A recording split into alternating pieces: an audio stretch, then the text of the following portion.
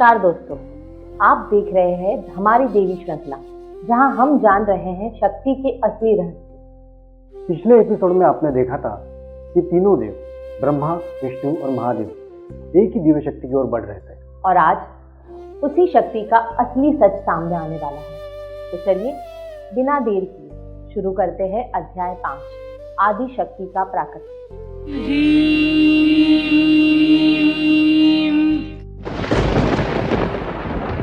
अनंत आकाश में जहाँ प्रकाश भी मौन हो जाता है, वहाँ एक दिव्य सत्य प्रकट होता है। 3 ज्वालाएं धीरे धीरे एक प्रकाश धारा में विलीन हो रही हैं, और उस अनंत ज्योति के मध्य देवी प्रकट होती हैं।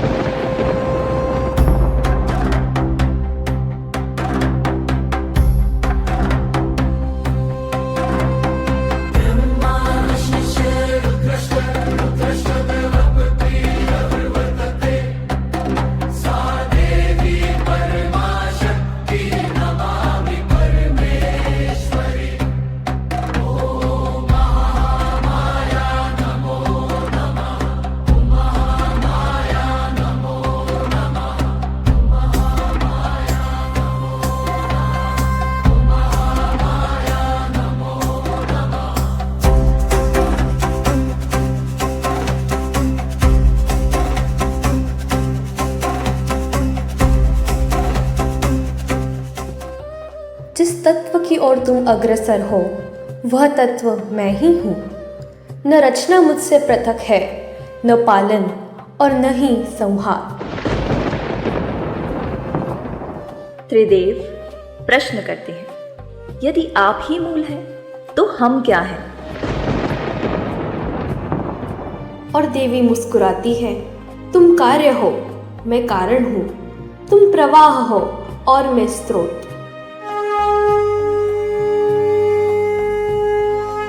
तो क्या शक्ति हमारी नहीं? यह प्रश्न गूंजता है ब्रह्मांड में। और देवी कहती है, शक्ति कभी किसी की नहीं होती, वह तो स्वयं में ही पूर्ण है। वह वही है जो स्वयं को भी संचालित करती है। और जब प्रश्न उठता है, यदि शक्ति हट जाए तो उत्तर आता है, शून्य भी स्थिर हो जाएगा। जब जिज्ञासा अपनी पराकाष्ठा पर पहुंचती है, तब ज्ञान केवल शब्दों से नहीं, अनुभूति के माध्यम से प्रकट होता है।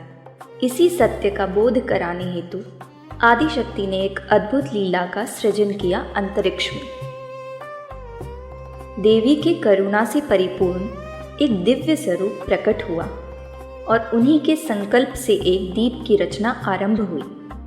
सर्वप्रथम प्रकट हुआ तेल, जो आधार है पोषण का, स्थायित्व का प्रतीक है। उसके पश्चात प्रकट हुई बाती, जो साधन है ऊर्जा को धारण करने का। और अंत में प्रकट हुई अग्नि, जो चेतना, गति और प्रकाश का प्रारंभ है। किंतु ये तीनों होते हुए भी दीप पूर्ण नहीं था। तभी देवी की माया से तीनों का समन्वय हुआ, और उसी क्षण प्रकाश का जन्म हुआ। यह प्रकाश न केवल एक दीप का था, अपितु उस एकत्व का प्रतीक था, जो विविधता में भी एकता को प्रकट करता है। यही वह क्षण था जब ब्रह्मा के समक्ष यह रहस्य उद्घटित हुआ कि शक्ति किसी एक तत्व में नहीं होती, अपितु उन सभी के संतुलित संयोग में निहित होती है। तेल बिना अग्नि नहीं जलती, बाती बिना दीप स्थिर नहीं रहता, और अग्नि बिना प्रकाश नहीं फैलता। पर प्रकाश किसका है? क्या वह दीप का है? नहीं, प्रकाश उस संयोग का है जो तीनों को एक करता है। और उसी क्षण एक गूढ़ सत्य स्पष्ट हो जाता है। त्रिदेव अलग नहीं है, वे 3 रूप हैं, एक ही शक्ति, एक ही चेतना, एक ही सृष्टि के। और यही है उस तत्व का रहस्य, जिसकी ओर हम सभी अग्रसर हैं। देखा आपने, देवी ने कितनी आसान भाषा में समझाया। एक दीपक जलने के लिए तेल, बत्ती और आग तीनों चाहिए। हाँ बिल्कुल, मतलब अकेले कोई पूरा नहीं है, सब मिलकर ही प्रकाश बनाते हैं। जैसे हमारी जिंदगी में मेहनत, विश्वास और समय तीनों साथ हो तभी काम बनता है।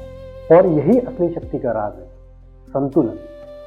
अब आगे देखिए, देवी खुद अपना असली स्वरूप बताने वाली है।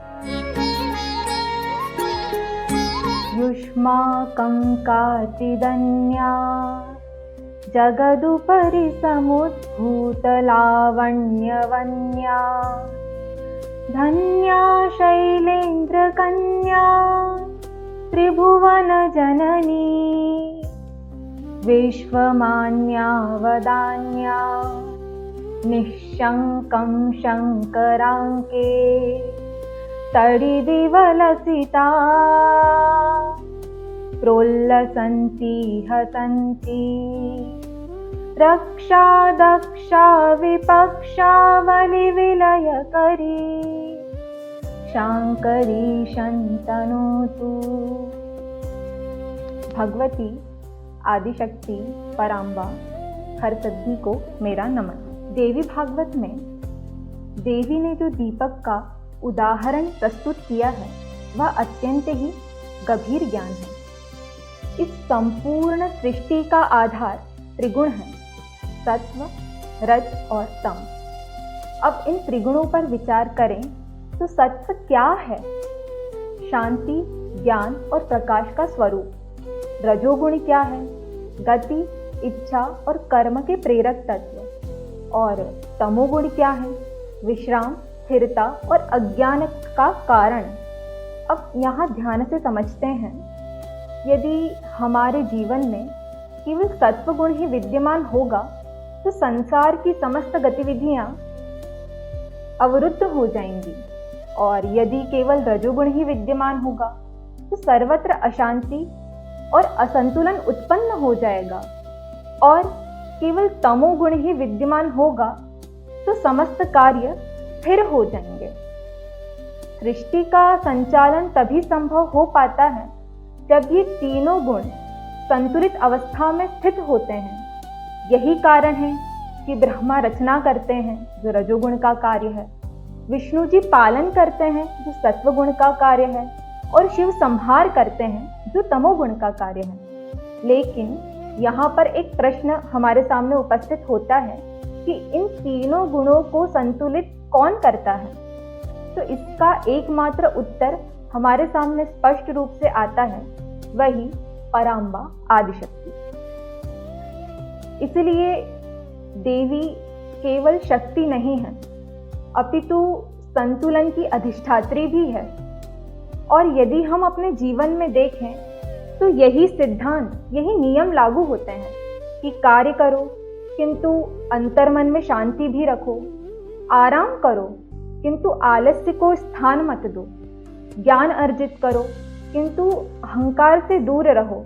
कि अहंकार जब लेश मात्र भी हमारे जीवन में आ जाता है तो यथार्थ ज्ञान से हमें दूर कर देता है। और माँ भगवती देवी भागवत में हमें यही समझाना चाह रही हैं कि जो मनुष्य इस तीनों त्रिगुणों को संतुलित अवस्था में कर लेता है वह निस्संदेह ही शक्ति, उस पराम्बा जो तत्व है उसका अनुभव कर लेता है। और फिर देवी का स्वर समस्त ब्रह्मांड में गूंज उठता है। वत्स ब्रह्मा, तुम रचना करते हो पर बीज मैं देती हूँ। वत्स विष्णु, तुम पालन करते हो पर संतुलन मैं रखती हूँ। वत्स रुद्र, तुम संहार करते हो पर काल मैं चलाती हूँ। त्रिदेव मौन हो जाते हैं और शिव नतमस्तक होकर प्रश्न करते हैं, माते तो आप कौन हैं? और तब देवी का स्वर स्वयं सत्य बनकर प्रकट होता है। मैं महाकाली जो काल को भी बांध देती हूँ। मैं महालक्ष्मी जो सृष्टि में संतुलन रचती हूँ। मैं महासरस्वती जो ज्ञान को प्रकट करती हूँ। मैं ही शक्ति हूँ जो सृष्टि के हर रूप में निरंतर प्रवाहित है। और वही शक्ति हर आरंभ, हर अंत और हर सत्य का आधार है। एक बहुत बड़ा प्रश्न यहाँ उठता है कि अगर ब्रह्मा, विष्णु और महादेव इतने शक्तिशाली हैं, तो फिर उन्हें भी शक्ति की आवश्यकता क्यों? इसका उत्तर बहुत सरल है। शिव बिना शक्ति शव कहलाते हैं। इसका अर्थ क्या है? चलना और ऊर्जा दोनों अलग नहीं हो सकती। ब्रह्मा के पास ज्ञान है, लेकिन सृजन की ऊर्जा देवी देती है। विष्णु के पास व्यवस्था है, लेकिन संतुलन की शक्ति देवी देती है। महादेव के पास वैराग्य और संहार क्षमता है, लेकिन काल को चलाने वाली शक्ति भी देवी ही है। इसका मतलब है कि देव कार्य है, देवी ऊर्जा है। जैसे शरीर हो लेकिन प्राण न हो तो शरीर काम नहीं करे, वैसे ही सृष्टि है, लेकिन शक्ति के बिना कुछ भी सक्रिय नहीं। इसलिए सनातन में कहा गया है कि पहले शक्ति फिर शिव, और यही कारण है हर साधना में ऊर्जा जागरण को सबसे पहले महत्वपूर्ण माना गया है। और तभी ब्रह्मा एक प्रश्न करते हैं, माते, क्या आप और ब्रह्मा भिन्न हैं? क्षण भर के लिए समस्त ब्रह्मांड मौन हो जाता है, जैसे स्वयं अस्तित्व इस उत्तर की प्रतीक्षा कर रहा हो। और तब देवी का स्वर प्रकट होता है, यह प्रश्न ही अगला द्वार है। जब जानोगे तब भेद स्वयं मिट जाएगा। और यहीं से आरंभ होती है एक और गहन यात्रा।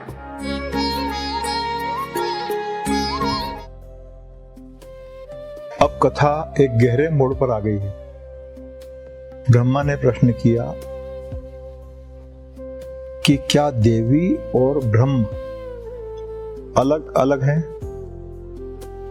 और यही प्रश्न आध्यात्म का सबसे बड़ा प्रश्न है।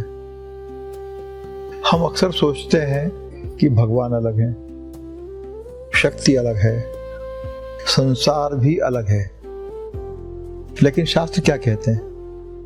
सब एक ही तत्व के अलग अलग रूप हैं। जैसे समुद्र और लहर अलग नहीं है, वैसे ही ब्रह्म और शक्ति अलग नहीं है। शक्ति ब्रह्म की क्रिया है और ब्रह्म शक्ति का आधार। जब तक हमें भेद दिखाई देता है तब तक हम द्वैत में रहते हैं, और जब भेद मिट जाता है तो वहीं से अद्वैत का सिलसिला चालू होता है। जो शक्ति है वही ब्रह्म है, और वही तत्व हमारे भीतर भी है। और जब साधक यह जान लेता है तो कर्ता भाव समाप्त हो जाता है, वही मुक्ति भी है। तो दोस्तों, आज आपने जाना ब्रह्मा, विष्णु, महादेव भी उसी शक्ति में चल रहे हैं जिसे हम आदि शक्ति कहते हैं। और सबसे बड़ी बात, शक्ति बाहर नहीं, हमारे अंदर भी है, बस उसे पहचानने की देर है। अगले एपिसोड में जानेंगे शक्ति और ब्रह्म एक है या अलग। देखना मत भूलिए अध्याय 6, महामाया आदि शक्ति का प्राकट्य। जय माता दी। अगर वीडियो अच्छा लगे तो लाइक, शेयर और चैनल को सब्सक्राइब जरूर कीजिए। जब दुनिया लिखी नहीं गई थी तब भारत जिया जाता था। साम्राज्यों की गाथाएं, ज्ञान की परंपरा, इतिहास की गहराइयों में उतरिए, संस्कृति को महसूस कीजिए और पौराणिक कथाओं का अनुभव कीजिए। ये सिर्फ किताबें नहीं, समय की यात्रा है। जानिए हम कौन थे, ताकि समझ सकें हम कौन हैं। भारतीय ज्ञान परंपरा से साक्षात्कार, गंभीर शोधपूर्ण किताबों का संसार।